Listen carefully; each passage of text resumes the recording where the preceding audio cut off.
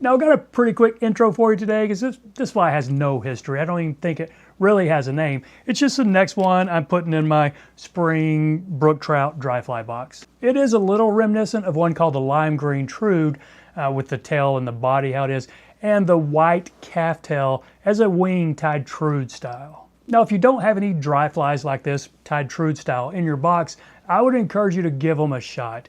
Calftail itself is fairly buoyant, but this fly is probably not going to be a high floater. It does have dry fly hackle up front that's going to keep it afloat, but the tail and body are probably going to sit down in the surface film. Even some of the white calftail is going to get down there in the surface film, and the fish will see a little bit of it.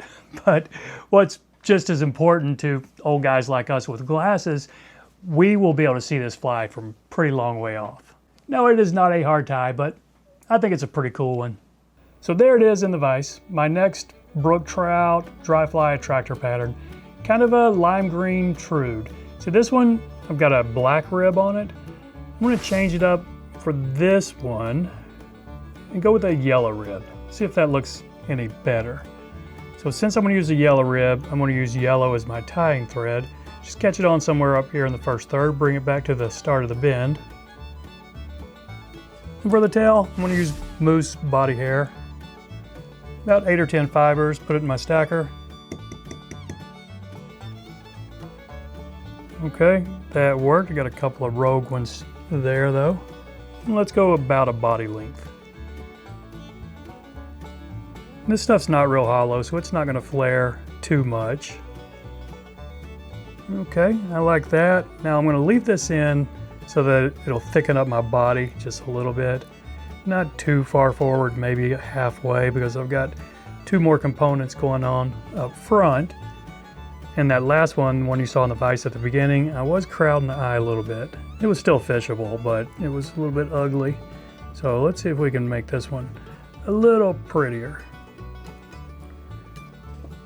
Okay, a couple wraps to just flatten these butt ends right here.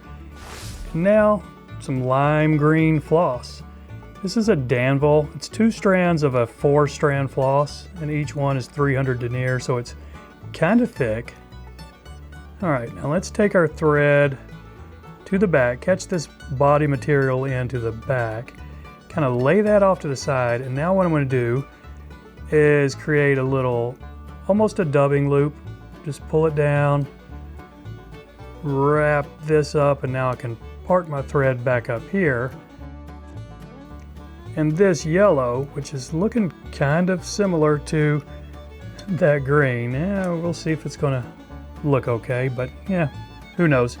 All right, now we just wrap this body up. The yellow rib might not be enough contrast. Might just be wasting our time trying that, and the black would have been the way to go, like the one you saw at the beginning, but yeah, we're going to see. All right, now we got our body on. That's one layer, but that's going to be just fine. A couple of wraps to really secure this. And now I'm going to kind of spin these together and wrap it up.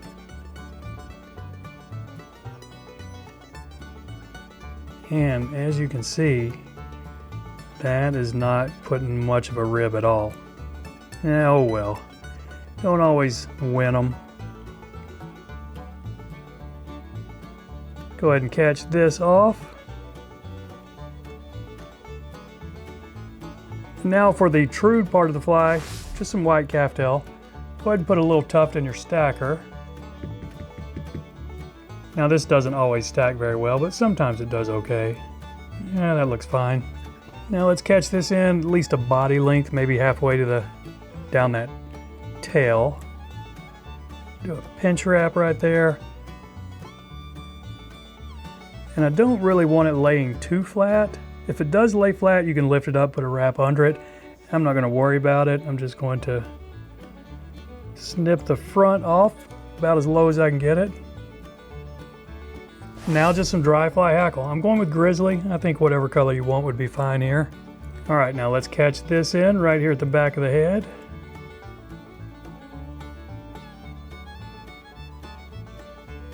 Several wraps going forward right back there behind the eye. Remember, I was crowding the eye on the one in the vise at the beginning, so I'm going to try to avoid that this time. We'll see how successful I am. But I'm thinking at least 4 wraps here. That might only be 3, but that's as far as I'm going. That's definitely enough to float this fly.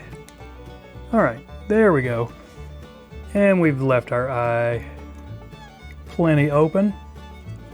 So just pull everything back, take a couple wraps going back, make some room for a whip finish.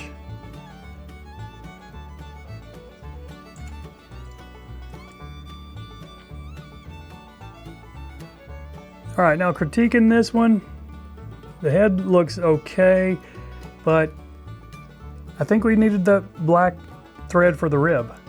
I don't think you can see that yellow and against that lime green, which is kind of a mottled yellow-green color. But it's still a fishable fly going in my box. So that's it, my friends. I appreciate you watching. Y'all take care, and we'll see you next time.